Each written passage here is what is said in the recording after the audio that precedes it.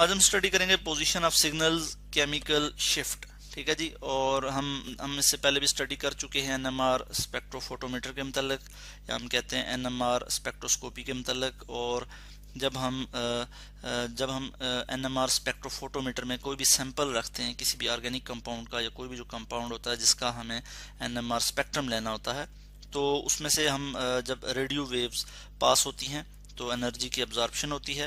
अगर मैं यहाँ पे प्रोटॉन की बात करूँ तो प्रोटॉन जो है वो एक मैग्नेटिक अलाइनमेंट से दूसरी मैग्नेटिक अलाइनमेंट में जो है वो फ्लिप कर जाता है। ठीक है।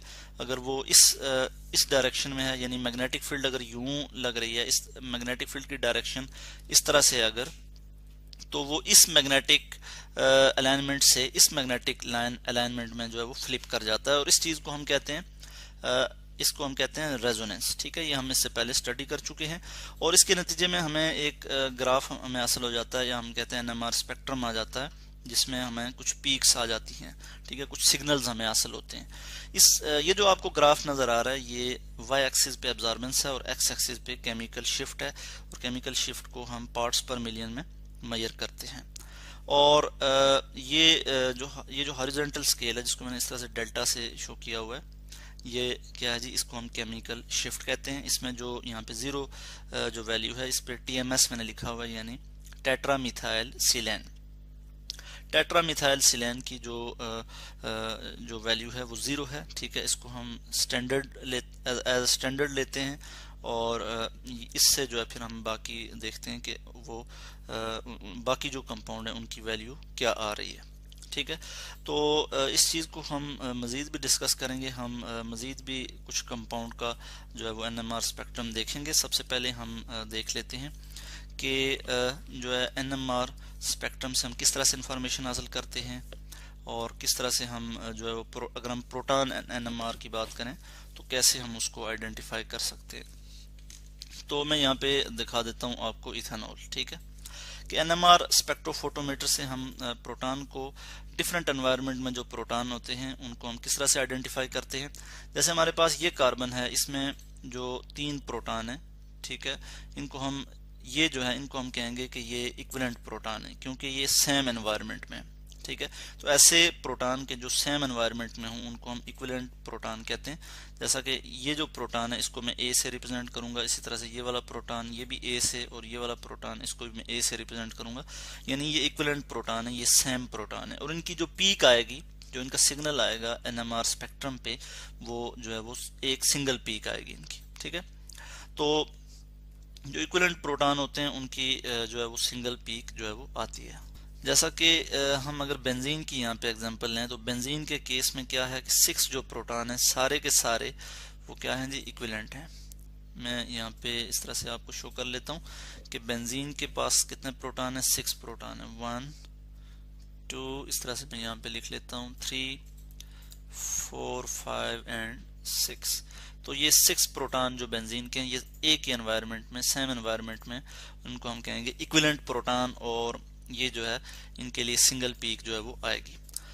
अच्छा, इसी चीज को हम देखते हैं कि आगे ये जो हमारे पास नेक्स्ट कार्बन आ जाता है, इसमें क्या है जी, इसमें जो ये वाले जो प्रोटॉन है ये डिफरेंट एनवायरनमेंट में, इनको मैं बी से रिप्रेजेंट करता हूँ। इस तरह से मैं यहाँ पे बी जो है वो लिख लेता हूँ। तो ये हमारे पास जो है वो इस तरह से आ जाते हैं। तो अब ये हमारे पास इथेनॉल आ जाता है, और इथेनॉल में डिफरेंट टाइप्स ऑफ प्रोटॉन है, और इनकी जो है वो डिफरेंट पीक्स जो है वो आ जाएंगी। ठीक हो गया। इस चीज को भी हम ग्राफ में देखेंगे। अभी हम आइसोप्रोपाइल क्लोराइड की बात करेंगे। जैसा कि इस तरह से मैं यहाँ लिख लेता हूँ कार्बन कार्बन, इसी तरह से यहाँ पे है जी कार्बन, और यहाँ पे एक क्लोरीन जो है यहाँ पे अटैच होगा Cl। बाकी मैं यहाँ पे हाइड्रोजन लिख लूंगा, यहाँ पे 3 हाइड्रोजन, यानी 3 प्रोटॉन इसको मैं अभी कहूँगा। और इसी तरह से यहाँ पे 3 प्रोटॉन यहाँ पे होंगे। ठीक है। चूंकि हमें पता है, हम इससे पहले पढ़ चुके हैं कि जो न्यूक्लियाई होते हैं सर्टेन एलिमेंट्स के, वो जो है स्पिन शो कर सकते हैं। ठीक है। और वो जो है वो जो स्पिन शो करते हैं उसी की बेस पे, या फिर वो जो न्यूक्लियाई की जो फ्लिपिंग है, ठीक है, from one magnetic alignment to another magnetic alignment. ठीक है। तो इस चीज़ से हमें जो है वो एक ग्राफ आ जाता है। इस चीज़ को हम रेजोनेंस कहते हैं, और इस चीज़ से हमें जो ग्राफ आता है उससे हम कंपाउंड की इंफॉर्मेशन लेते हैं। तो ये हमारे पास आइसोप्रोपाइल क्लोराइड है जी, और इसमें हमारे पास हम देख लेते हैं कि कौन से प्रोटॉन जो है इक्विवेलेंट है। ये कार्बन इसके साथ 3 प्रोटॉन इस तरह से हैं, और ये कार्बन इसके साथ 3 प्रोटॉन इस तरह से, यानी ये मिथाइल ग्रुप है और ये मिथाइल ग्रुप है। तो ये टोटल जो 6 प्रोटॉन हैं, ठीक है, 1 2 3 4 5 6, ये जो है सेम एनवायरनमेंट के हैं, ठीक है, सेम एनवायरनमेंट के, यानी एक ये भी मिथाइल ग्रुप और ये भी मिथाइल ग्रुप है। तो इसको हम सेम लेटर से इस तरह से जो है वो रिप्रेजेंट कर लेते हैं। तो 6 प्रोटॉन है तो इनकी एक सिंगल पीक आएगी, ठीक है, और जो रिमेनिंग प्रोटॉन आ जाते हैं वो पीक उनकी भी पीक आएगी, मगर वो डिफरेंट पोजीशन पे पीक आएगी। इनकी जो पीक आएगी वो एक ही पोजीशन पे जो है इनकी पीक्स जो है वो इनकी जो पीक आएगी वो आएगी, ठीक है। अब हम देखेंगे किस तरह से पीक आती है। इस चीज़ को हम यहाँ पे स्टडी करेंगे आइसोप्रोपाइल अल्कोहल से, सॉरी हम यहाँ पे इथेनॉल से, हम इथेनॉल का हम जो है स्पेक्ट्रम देखेंगे, NMR स्पेक्ट्रम, और इसमें हम हाइड्रोजन स्पेक्ट्रम की बात करेंगे, hydrogen NMR spectrum of ethanol की बात करेंगे। मैं यहाँ पे आपको स्पेक्ट्रम शो कर लूँगा कि ये हमारे पास इस तरह से जो है वो स्पेक्ट्रम आ जाता है इथेनॉल का, और ये हम यहाँ पे प्रोटॉन NMR स्पेक्ट्रम की यहाँ पे बात करेंगे। इसमें जो ये वाला जो कार्बन है जिसको हमने कहा था कि इसके जो प्रोटॉन है ये सेम एनवायरनमेंट में इक्विवेलेंट प्रोटॉन है, इनकी जो है वो जो पीक किस तरह से आएगी, और ये वाला जो सेकंड ये वाले जो प्रोटॉन है जिनको हम B से रिप्रेजेंट कर रहे हैं, इनकी पीक किस तरह से आएगी। तो इसके लिए बेसिकली यहाँ पे एक रूल होता है, सो कॉल्ड रूल है, वो है जी N+1, ये रूल है जी, ठीक है। हम देखते हैं कि ये वाले जो प्रोटॉन है इनके नाइबरिंग जो प्रोटॉन है वो कौन से हैं, वो कितने हैं। तो ये जो ये वाले जो प्रोटॉन है इनके जो नाइबरिंग प्रोटॉन है वो 2 हैं, 1 और 2। तो हम देखते हैं कि इसके नाइबर में 2 प्रोटॉन है, 2 + 1, 2 + 1 = 3। तो इसकी जो है वो 3 पीक्स आएंगी, ठीक है। ये जो मिथाइल ग्रुप है यानी इसके साथ जो ये 3 जो प्रोटॉन हैं इनकी जो 3 पीक्स आएंगी, और वो 3 पीक्स कौन सी हैं, 1 2 3। तो ये हमें पता लग गया कि ये CH3 की वजह से ये पीक्स है, CH3। इसी तरह से अब ये वाले जो 2 प्रोटॉन हैं ये कितने हैं प्रोटॉन है, 2 प्रोटॉन है, और इनके जो पड़ोस में हैं वो 3 प्रोटॉन है, 1 2 3, ठीक है। तो N+1 रूल के तहत हम देखते हैं कि 3 + 1 = 4। तो 4 पीक्स आएंगे इनकी, ठीक है। इस चीज को बेसिकली हम कहते हैं स्पिन स्पिन स्प्लिटिंग, ठीक है। ये एक दूसरे के स्पिन को जो है वो स्प्लिट करते हैं। तो हमारे पास 4 आ गया, 4 जो है इट मीन के इसके 4 सिग्नल आ जाएंगे, ठीक है, इनके 4 सिग्नल आ जाएंगे, और 1 2 3 4। तो ये 4 पीक्स या सिग्नल जो है हमारे पास आ जाते हैं, और ये हैं जी CH2 के, CH2 की वजह से ये सिग्नल आ जाते हैं, और OH की वजह से हमारे पास ये सिग्नल जो है वो मैं यहाँ पे लिख लूंगा OH की वजह से हमारे पास ये पीक जो है वो आ जाती है।